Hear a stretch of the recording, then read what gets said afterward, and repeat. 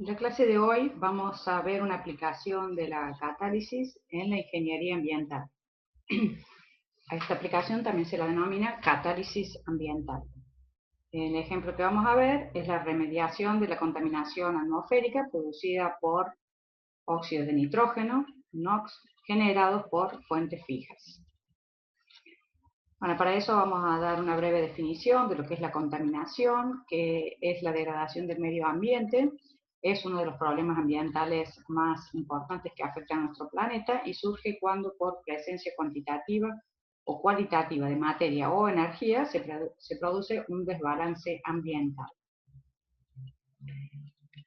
Dentro de los desafíos medioambientales entra en juego la catálisis para tratar de reducir esta contaminación, para tratar de impedir que se genere la contaminación o para, una vez que se generó la contaminación, remediarla. En este caso, la catálisis se puede usar entonces para remediar la contaminación o para impedir que suceda la contaminación. Por ejemplo, en las clases anteriores, cuando vimos el proceso de hidrotratamiento catalítico, el objetivo de la utilización de un catalizador era eliminar los compuestos con nitrógeno, con azufre y aromáticos que producían los compuestos con nitrógeno producen los óxidos de nitrógeno, los compuestos con azufre, los óxidos de azufre y después la lluvia ácida, y los aromáticos que también son emitidos a la atmósfera y que son cancerígenos. Entonces, en ese caso, la catálisis se utiliza para evitar la contaminación antes de que ésta se produzca. En el caso de los óxidos de nitrógeno, que se producen, son eliminados mediante las chimeneas de una fábrica o a través de los caños de escape de un automóvil, los óxidos de nitrógeno son emitidos a la atmósfera. Entonces, para que una vez que estos se forman, cuando no podemos impedir en las combustiones que se formen, la catálisis entonces es utilizada en este caso para remediar la formación de esos óxidos de nitrógeno y transformarlos en un material inocuo como es el nitrógeno molecular. Entonces ese es el ejemplo que vamos a ver ahora. Una remediación ambiental es transformar los óxidos de nitrógeno en nitrógeno molecular. Para ello se utilizan una serie de catalizadores, han sido muy útiles para este proceso. Nosotros vamos a ver un ejemplo de utilización de zeolitas. Entonces, los óxidos de nitrógeno son emitidos a la atmósfera por las industrias que también emiten azufre, los óxidos de nitrógeno, compuestos aromáticos, compuestos volátiles, partículas, material particulado, gases, efluentes industriales, etc. Mediante la aplicación de la catálisis heterogénea se puede impedir que estas moléculas contaminantes se emitan a la atmósfera. Y otra fuente de contaminación, digamos, es todo lo que sea el transporte. Podemos tratar de disminuir la contaminación ambiental que produce el transporte a través de mejorar las gasolinas o el diésel, por ejemplo, como vimos en el HDT, o utilizando el catalizador en los caños de escape del auto, podemos, una vez que se forman estos compuestos, transformarlos en compuestos inocuos y que no sean tan contaminantes para la atmósfera. En todo proceso de contaminación tenemos que definir cuál es la fuente de emisión, tenemos que tener en cuenta la atmósfera, porque la atmósfera va a actuar como un gran reactor químico, donde compuestos que son emitidos a la atmósfera reaccionan en la atmósfera formando compuestos que pueden ser aún más contaminantes que los compuestos que nosotros emitimos a la atmósfera. Y luego los receptores, que son, digamos, las víctimas de esa contaminación, que son los seres vivos, los animales, las plantas, las construcciones, los ríos, los mares, los bosques, etc. Bueno, hay dos tipos de fuentes natural y las fuentes creadas por el hombre o antropogénicas. Dentro de las fuentes naturales tenemos los volcanes, fuegos, microorganismos, desiertos y polen. Dentro de las fuentes antropogénicas tenemos las fuentes fijas, que son las industrias, que fundamentalmente emiten NOx, óxidos de azufre, material particulado, dióxido de carbono, material volátil, carbonos o combustibles volátiles, digamos. Son todo lo que sean hidrocarburos livianos. Fuentes agrícolas que emiten a la atmósfera dióxido y monóxido de carbono y cenizas, y el uso doméstico que emite también dióxido y monóxido de carbono. Y luego tenemos las fuentes móviles, automóviles, trenes, camiones, que emiten gran cantidad de dióxido de óxidos de nitrógeno y monóxido de carbono. Dentro de los contaminantes tenemos también dos tipos de contaminantes. Los contaminantes primarios, como por ejemplo los NOx, y los contaminantes secundarios, como por ejemplo el ozono, el peróxido de acetil nitrato, que es el PAN, o la lluvia ácida. Primarios quiere decir que, por ejemplo, la fuente, ya sea fija o móvil, emite estos óxidos, los NOx. Y luego en la atmósfera estos óxidos reaccionan con compuestos o radicales libres que hay en la atmósfera para formar ozono, PAN o lluvia ácida, que son aún peor que el NOx. Es decir, que este por sí solo ya es un contaminante, pero cuando entra en la atmósfera empieza a reaccionar para formar compuestos aún más contaminantes y peligrosos que el mismo. Por eso es importante, es muy importante evitar su eliminación a la atmósfera.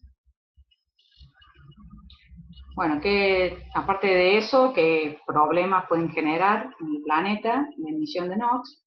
Aumento de la frecuencia de cáncer de piel por una exposición mayor a radiación ultravioleta, alteración de los ecosistemas, degradación del suelo, del clima, inundaciones, cambios en los patrones de correntías que afectan el agro, etc. Dentro de los óxidos de nitrógeno, o NOx, los óxidos de nitrógeno son muchos. Fíjense, el nitrógeno puede formar óxidos con casi todos sus estados de oxidación, con todos sus estados de oxidación. Por eso es que se los agrupa y se los denomina NOx o NOx. Cada vez que nosotros veamos esta sigla NOx, quiere decir que es una mezcla de los diferentes óxidos de nitrógeno. Dentro de los óxidos de nitrógeno tenemos el óxido nitroso, que es con el estado de oxidación menor del nitrógeno, y este es el más difícil de todos de eliminar. Es digamos, el óxido de nitrógeno más contaminante y más difícil de reducir, porque nosotros lo que queremos hacer reducirlos a todos a nitrógeno 2, o sea, nitrógeno molecular. Este es el más complicado. Después tenemos el óxido nítrico y el dióxido de nitrógeno, que son dos compuestos que siempre están en equilibrio, es decir, existen los dos. Tenemos el trióxido de nitrógeno, el dióxido de nitrógeno, el tetróxido de nitrógeno, también en equilibrio. Y el pentóxido de nitrógeno. Todos estos, entonces, forman parte de lo que se denomina NOx. Este es el más refractario, es decir, el más difícil de eliminar, el más difícil de reducir, y el más abundante, los más abundantes dentro de los NOx es el dióxido de nitrógeno y el monóxido, y el óxido nítrico, o el monóxido. Estos dos siempre son los que están en mayor abundancia. Por eso, cuando nosotros querramos estudiar o investigar algún catalizador para ver cuál es el mejor catalizador para reducirlos, aunque estudiemos este o este, si logramos reducir estos dos, vamos a lograr reducir a todos, porque ellos son los que se encuentran en mayor abundancia. Y también es interesante estudiar este, porque como es el más complicado, si el catalizador logra reducirlo, seguramente va a poder reducir a todos los demás. Bueno, dentro del porcentaje de NOx emitidos a la atmósfera, un 50% lo emiten las fuentes móviles, un 20% las plantas termoeléctricas y un 30% el resto de la industria. ¿Cómo se forman estos NOx u óxidos de nitrógeno? Tenemos tres tipos de óxidos de nitrógeno. Los óxidos de nitrógeno NOx termales, que ellos se forman cuando existen altas concentraciones molares de nitrógeno y oxígeno, es decir, el nitrógeno y el oxígeno del aire, a las altísimas temperaturas de la combustión, reaccionan y se forman los óxidos de nitrógeno. Después tenemos los NOx combustibles, que ellos se forman cuando en el combustible existen compuestos con nitrógeno. Por ejemplo, ¿se acuerdan? En el diésel que existían la quinolina, el indol, el carbazol, con esos compuestos que son compuestos poliaromáticos que tienen un átomo de nitrógeno, terminan formando lo que se llaman los NOx combustibles, que resultan de la oxidación del nitrógeno que está contenido dentro del combustible. Es decir, ese nitrógeno que está en esas moléculas oxidadas se transforma en NOx combustible. Y después tenemos los NOx inmediatos, que se forman a partir del nitrógeno molecular que está en el aire, que se combina con combustible en condiciones ricas en combustible, que por supuesto existe en toda combustión. Este nitrógeno también se oxida junto con el combustible y se convierte en NOx durante la combustión, de la misma manera que los NOx combustibles.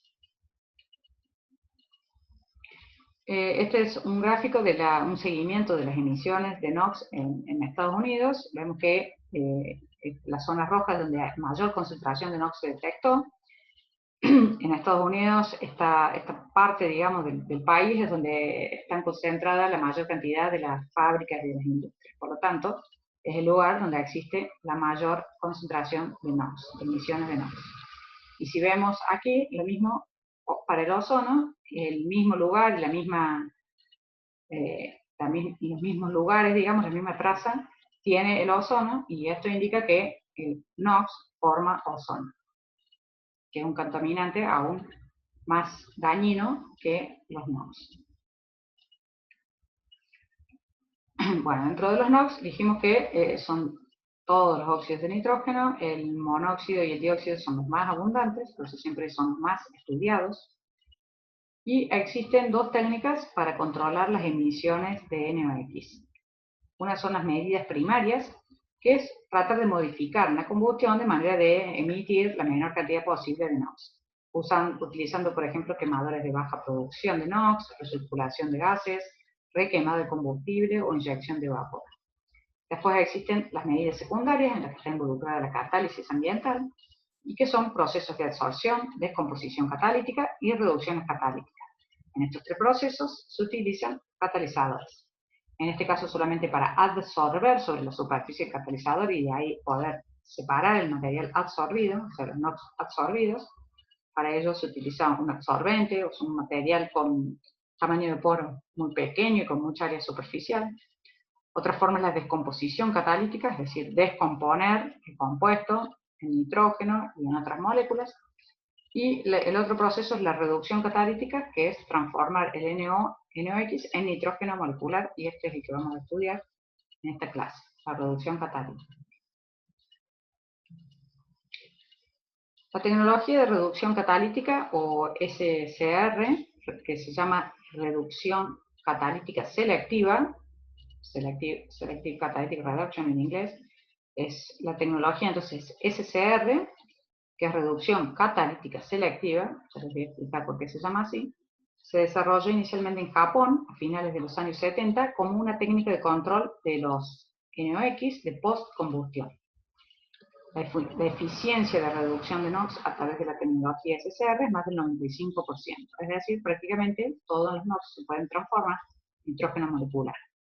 En esta tecnología se inyectan cantidades estequiométricas de amoníaco, que es el gas de combustión, sobre un catalizador a temperaturas que oscilan entre 300 y 400 grados para reducir los NOx en nitrógeno y agua inox.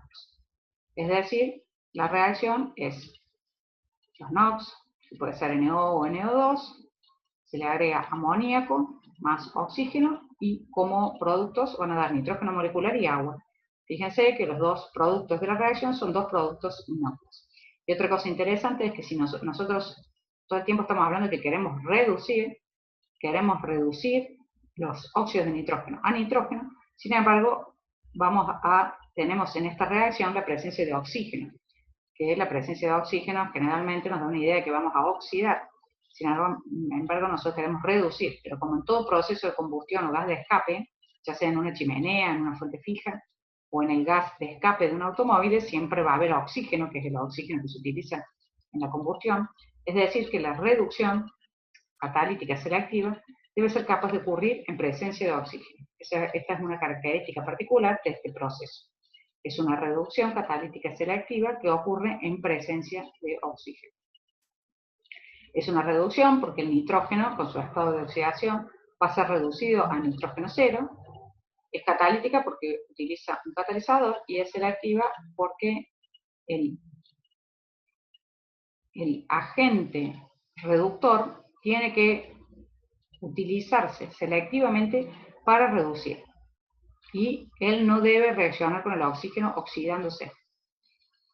Por eso decimos que la reacción es selectiva, porque el agente reductor, en este caso el amoníaco, tiene que reaccionar con los NOx en una reacción de óxido-reducción. pero él podría reaccionar con el oxígeno para oxidarse, pero eso no es deseado. O sea, la reacción deseada es la reducción catalítica selectiva, es decir, que el amoníaco reacciona con el NOx y que este transforme a este en nitrógeno molecular. O sea, vamos a ver después, vamos a entender mejor esto con los ejemplos que estudiamos nosotros. Vemos que la reacción industrial se realiza a temperaturas altas. Esta tecnología, este proceso que utiliza amoníaco es el proceso industrial que se utiliza en la actualidad.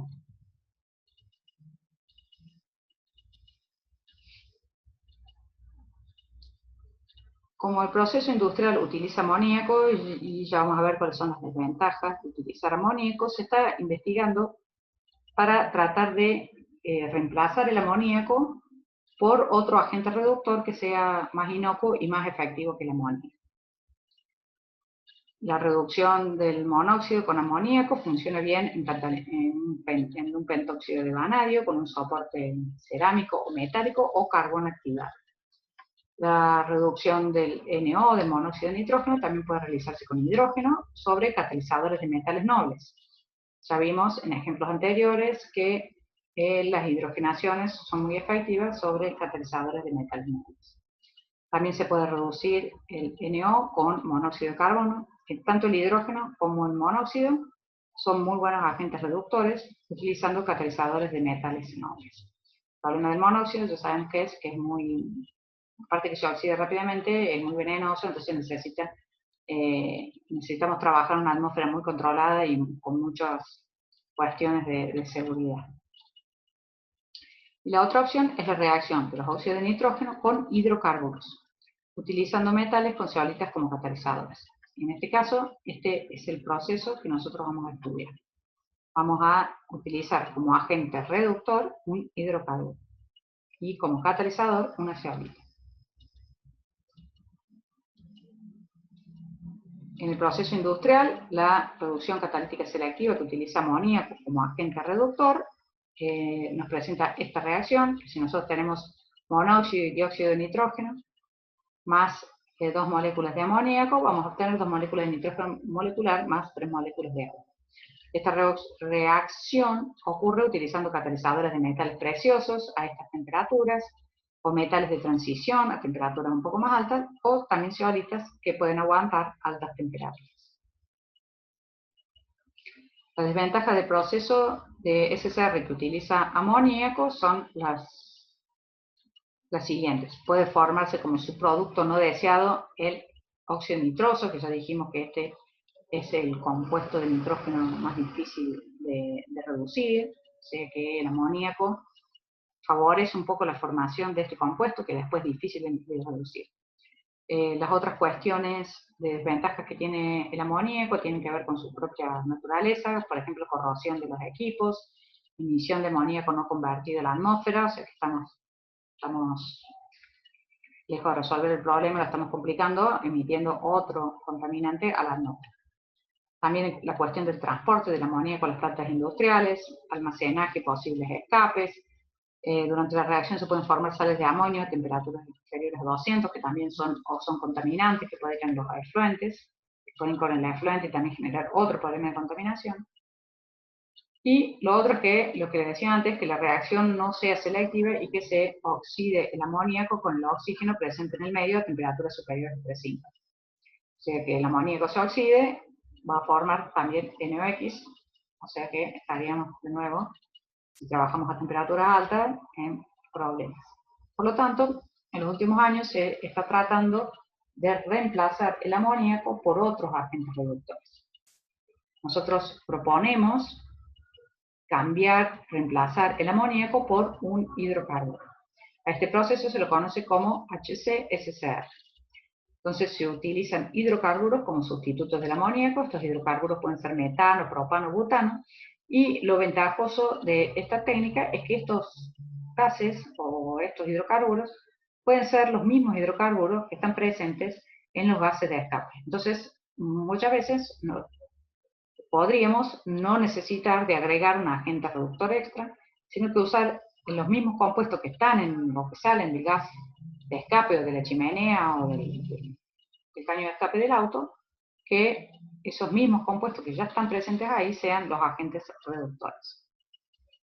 Este proceso también nos permite, nos ayuda a eliminar los óxidos de nitrógeno en mezclas que son ricas en oxígeno, lo cual es una complicación, ya que sabemos que siempre va a haber oxígeno en el sistema, en las bases de escape. Entonces tenemos que encontrar un proceso que optimice que esta presencia, alta presencia de oxígeno, no complique o no impida la reducción. Se ahorran combustible, menores emisiones de CO, porque vamos a ver cómo vamos a oxidar todo el CO al CO2, y como catalizadores se utilizan zeolitas del tipo de catión intercambio. De acuerdo a todos los estudios, a muchos de los estudios científicos, que hay muchísimos, hay muchos grupos de investigadores en todo el mundo estudiando sobre este tema, lo que han llegado a la mayoría a un acuerdo de que la oxidación de los óxidos de nitrógeno a NO2 ocurre sobre los sitios metálicos de las zeolitas. Por ejemplo, si le agregamos galio, indio, hierro, también cobre, cobalto, otros metales que han sido estudiados, la mayoría concluyen en que el sitio metálico de la zeolita es el responsable de la oxidación. Y que luego los sitios de Bronsted, en las zeolitas sabemos que pueden tener sitios ácidos de Bronsted, que estos sitios de Bronsted son los responsables de la reducción de los óxidos de nitrógeno, en este caso del NO2, para dar nitrógeno. En este caso se utiliza metano como agente reductor. Entonces el metano más los NOx da nitrógeno más COX más 2 agua. Luego, todos los COX, porque si el objetivo es formar dióxido de carbono, pero si el dióxido de carbono, que es inocuo, no se logró oxidar por completo y supongamos que nos quedó algo de monóxido, este luego se va a oxidar sobre los sitios metálicos de la zeolita. Es decir, que todos los sitios metálicos sirven para la oxidación, fixando el oxígeno de los gases de escape, y el producto final va a ser CO2. Es decir, que los productos finales de la SCR de los NOx con hidrocarburos van a ser N2, agua y CO2. El problema, aún sin dilucidar completamente, es la relación entre la actividad catalítica y la naturaleza de los sitios activos para la SCR de NOx empleando compuestos reductores en base a hidrocarburos en exceso de oxígeno. Y eso es lo que vamos a tratar de determinar en este estudio. Vamos a meternos más adentro en el proceso para tratar de entender cómo son los sitios catalíticos, cómo afectan la naturaleza de ese sitio, la acidez del catalizador, en la actividad y en la reducción de los NOx.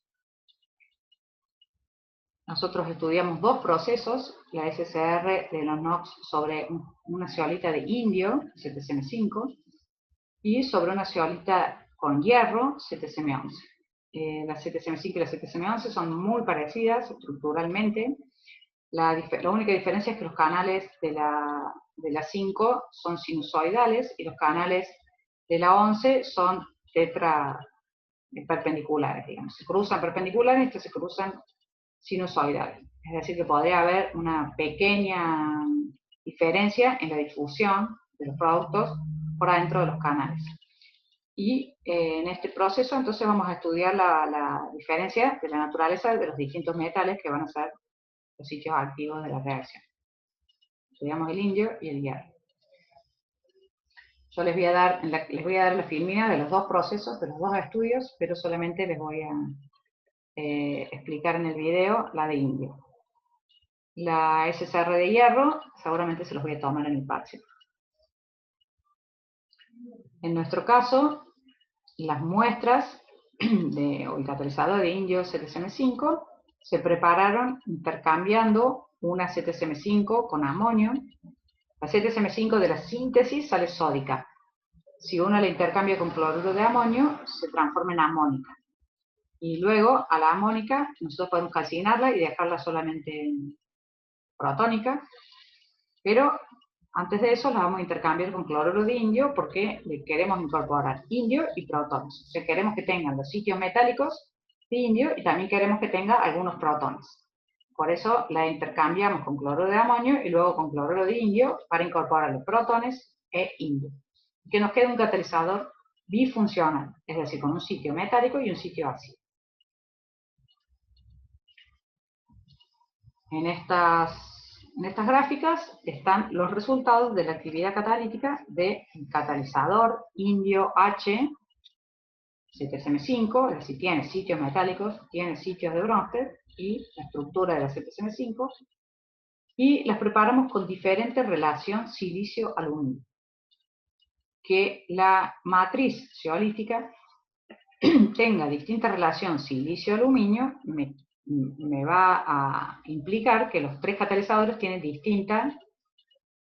preparamos tres catalizadores con distinta cantidad de aluminio. Fíjense, preparamos un catalizador con una relación silicio-aluminio 17, otro con una relación silicio-aluminio 27 y otro 50. Es decir, que el que tiene el número más pequeño es el que tiene más aluminio. El que tiene el número más grande es el que tiene menos aluminio. Preparamos entonces tres catalizadores distintos con diferente contenido de aluminio, y ese diferente contenido de aluminio nos debería dar distinta acidez, porque ya habíamos visto que depende del contenido de aluminio y de la posición de ese aluminio, si está tetraédrico o está trivalente, si se van a generar sitios de Bronsted o sitios de Lewis. Por lo tanto, vamos a testear tres catalizadores cuya única diferencia va a ser la acidez. Entonces, con menos aluminio y con más aluminio. ¿Cuál funcionó mejor en la SCR de monóxido de nitrógeno con metano en presencia de oxígeno? Entonces, elegimos como molécula modelo para estudiar la SCR el monóxido de nitrógeno, elegimos como agente reductor el metano, que es el componente del gas natural, que si fuera, por ejemplo, el combustible, un automóvil a gas natural o en la chimenea se emite gas natural, ya lo tenemos presente en los gases de escape, no hace falta agregarlo, y en presencia de oxígeno, que el oxígeno está presente siempre en la combustión. Esta reacción ocurre a presión atmosférica, y la alimentación modelo que se preparó contiene 1000 ppm de NO, 1000 ppm de metano y 10% de oxígeno. Fíjense, muy altas concentraciones siempre de oxígeno. Sin embargo, no pierdan de vista que nosotros queremos reducir. Entonces, el catalizador tiene que ser capaz de reducir en presencia de oxígeno. En el gráfico vemos la conversión del NO, porcentaje, en función de la temperatura. Es muy importante realizar este estudio en función de la temperatura porque los gases de escape pueden estar a muy distintas temperaturas y altas temperaturas.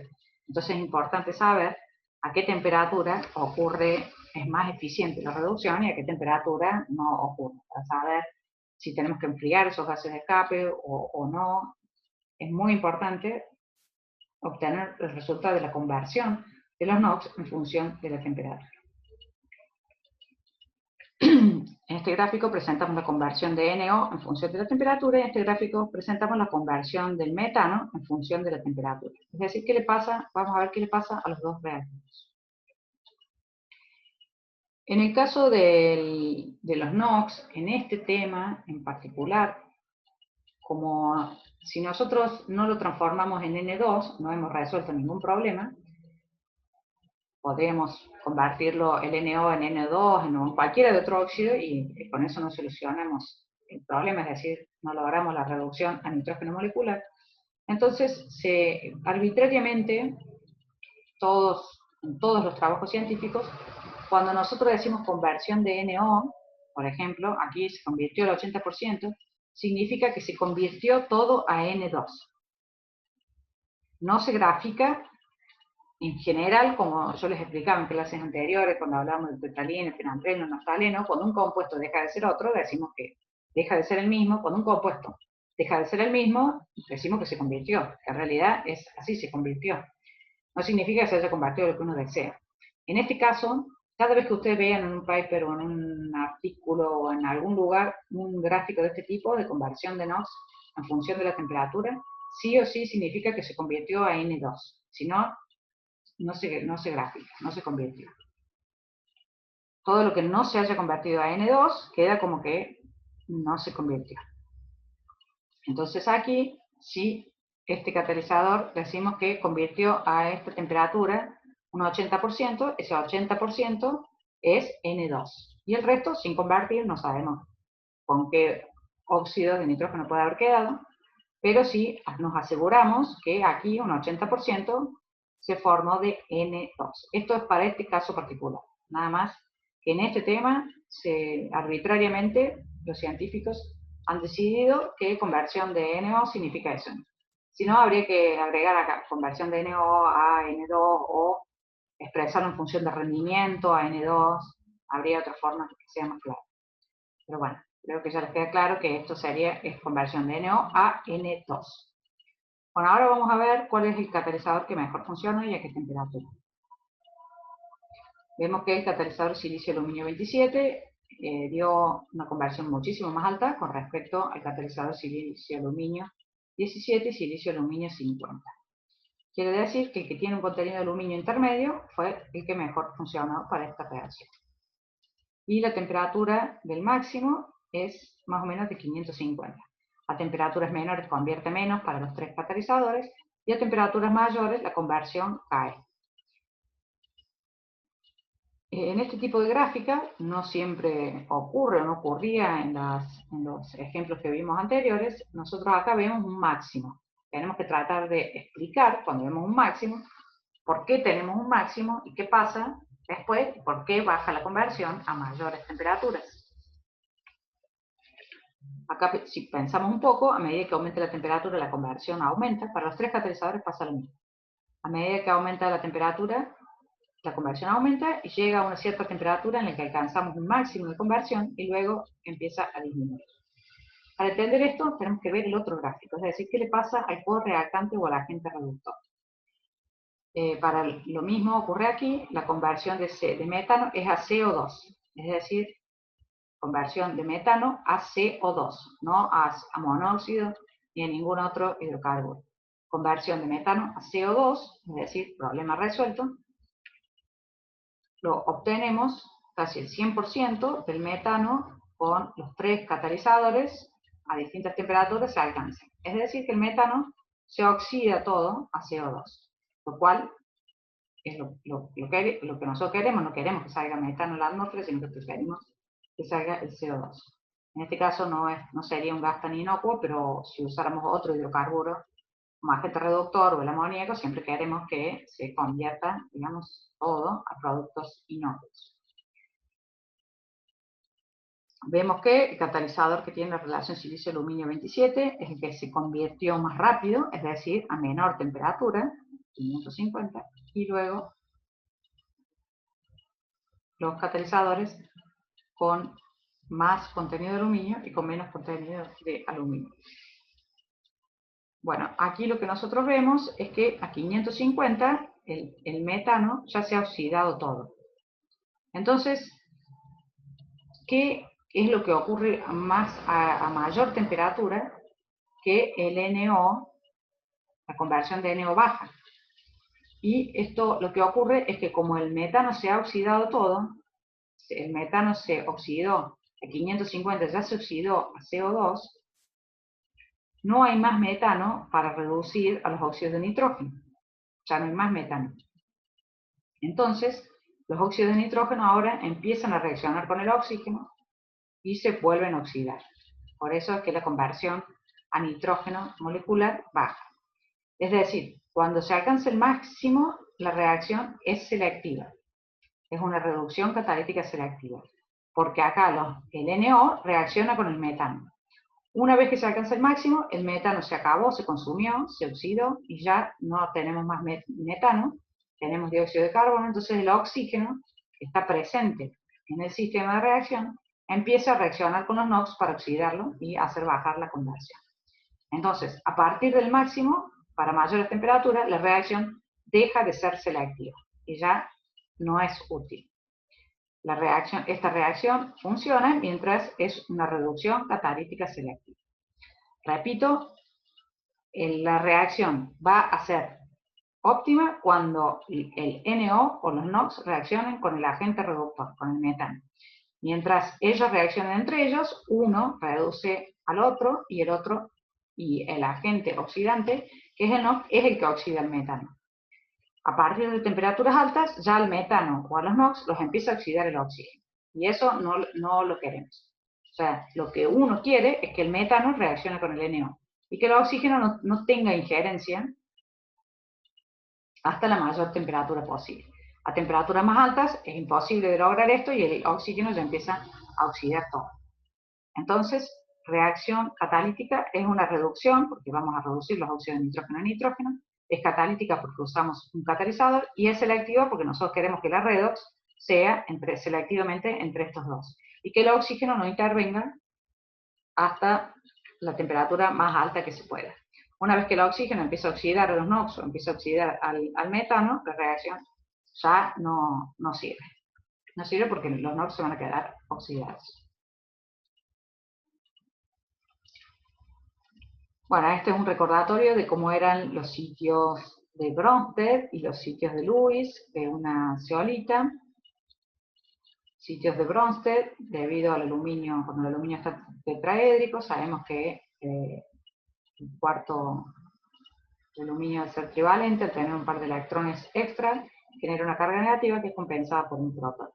Y cuando el aluminio se queda trivalente, en este lugar que podría estar enlazado a este oxígeno como acá, no está, entonces genera un hueco, una vacante, que puede acomodar un par de electrones. Por eso se llama ácido de Lewis.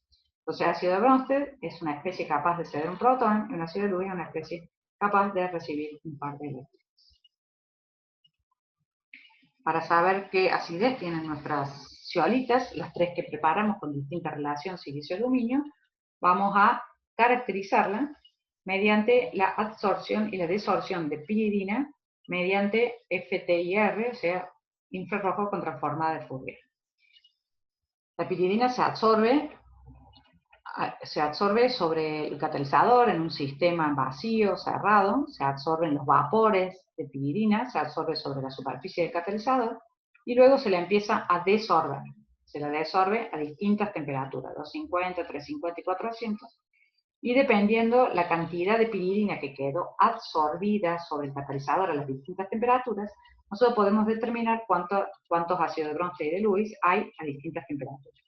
Los que quedan absorbidos a baja temperatura los llamamos débiles, los que quedan absorbidas a temperaturas medias los llamamos medios, y los que quedan absorbidas, la piridina, digamos, que queda absorbida a temperaturas altas, es una indicación de un sitio de Bronsted o de Lewis fuerte.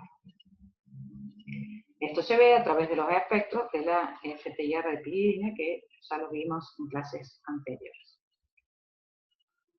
Hicimos la caracterización para la zeolita ácida y para la zeolita con indio.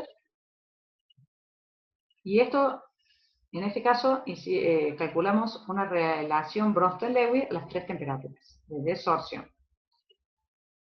Lo que más nos interesa, podemos analizar todas las temperaturas y ver, por ejemplo, que este catalizador, que tiene un número de un contenido de aluminio alto, tiene muchos Bronsted débiles, después disminuyen los medios y siguen disminuyendo los cuartos.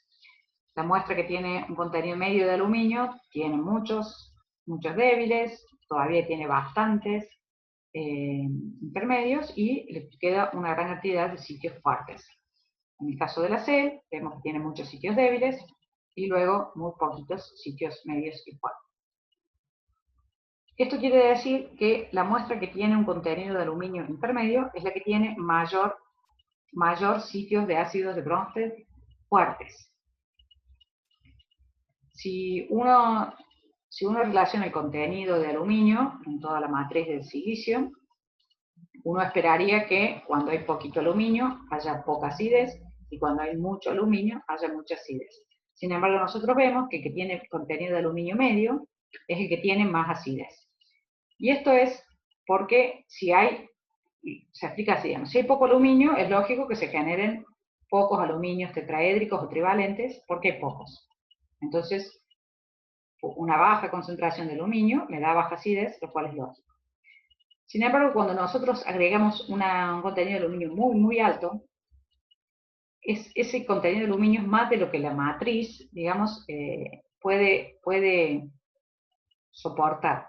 ¿Por qué? Porque habíamos dicho que muchos aluminios, si se si se ubican en posiciones cercanas en la cadena silicia, pueden llegar a romper la cadena. Es decir, es difícil que se acomoden o que se incorporen aluminios muy cerca uno de otro. Empiezan a generar demasiados defectos en la estructura y en la red, mucha densidad de carga negativa, y el aluminio no se queda, no entra a la red, no entra fácilmente a la red, y se sale de la red. Eso se le conoce como aluminio extra red. Y se termina transformando, formando alúmina, o sea, óxido de aluminio, sobre la superficie de la zeolita. Y ese óxido de aluminio es inactivo para la reacción y por supuesto no genera Bronsted ni Lewis. Entonces, no es que uno puede colocar cantidades enormes de aluminio y por eso voy a tener un material superácido, sino al contrario, hay que encontrar cuál es la concentración óptima de aluminio para lograr un material superácido. Siempre hay que probar entre dos cantidades extremas, mínima, máxima y media, y hasta encontrar cuál es la cantidad, la concentración de aluminio ideal para tener una mayor acidez. En este caso, la encontramos con una relación, no es que fue la primera vez, sino de mucha síntesis, muchas pruebas, mucha experiencia de muchos años preparando zeolitas con distintas relaciones silicio-aluminio. Y en este caso encontramos que la relación silicio-aluminio 27, que es la intermedia entre las dos que mostramos aquí, es la que nos permitió obtener el catalizador más ácido. Una vez que nosotros a este catalizador le incorporamos indio, vemos que aquí los sitios de Bronsted como que desaparecen. Y esto es porque los sitios de Bronsted son los sitios en los cuales se va a intercambiar el indio. Es decir, que la mayoría del indio que nosotros colocamos se enlazó con los sitios de Bronsted, como también vimos en algunas filminas de las clases anteriores. Es decir, hubo un intercambio iónico entre sitios de Bronsted por sitios de indio. ¿Y en cuál fue el mayor intercambio? En la muestra B, la 27, que fue la más activa. Entonces la muestra más activa es la muestra que la matriz mayor acidez de Bronsted tenía y que mayor intercambio de sitios de Bronsted por indio logró luego de la incorporación del indio. Este es un esquema de cómo los hidrocarburos se oxidan. El hidrocarburo oxidado, los NOx, los NOx, se transforman en presencia de oxígeno y nitrógeno molecular, y los hidrocarburos oxidados se tienen que todavía oxidar más para formar dióxido de carbono y agua. El dióxido de carbono, agua y nitrógeno son los productos de la reacción. Fíjense que pueden ocurrir todos en sitios distintos, o en sitios metálicos o en sitios ácidos. En este estudio hicimos un estudio también de absorción, en este caso de monóxido de nitrógeno, que lo elegimos como modelo de los NOx, podríamos haber elegido el dióxido. Es lo mismo, en realidad es lo mismo estudiar el monóxido que el dióxido, porque el monóxido, en presencia de oxígeno, siempre se va a ir a dióxido. Entonces, en este caso, estudiamos el monóxido, hicimos unos estudios de adsorción, y a través de las bandas de adsorción, las observamos utilizando FTIR, determinamos cuáles eran las especies absorbidas. Tratamos de simular las condiciones de la reacción y acá podemos ver los valores de absorbancia en función del número de ondas, y dependiendo del número de ondas en el cual aparece cada una de las bandas, a esa la vamos a asociar mediante la literatura y muchos estudios que se han hecho de especies absorbidas sobre estos materiales, las vamos a asignar a algunas especies. Y nosotros la absorción en este caso le hicimos a 25 grados, siempre es más fácil absorber una especie a temperaturas bajas. Es más difícil absorber, quimisorber, fisisorber o quimisorber a temperaturas más altas.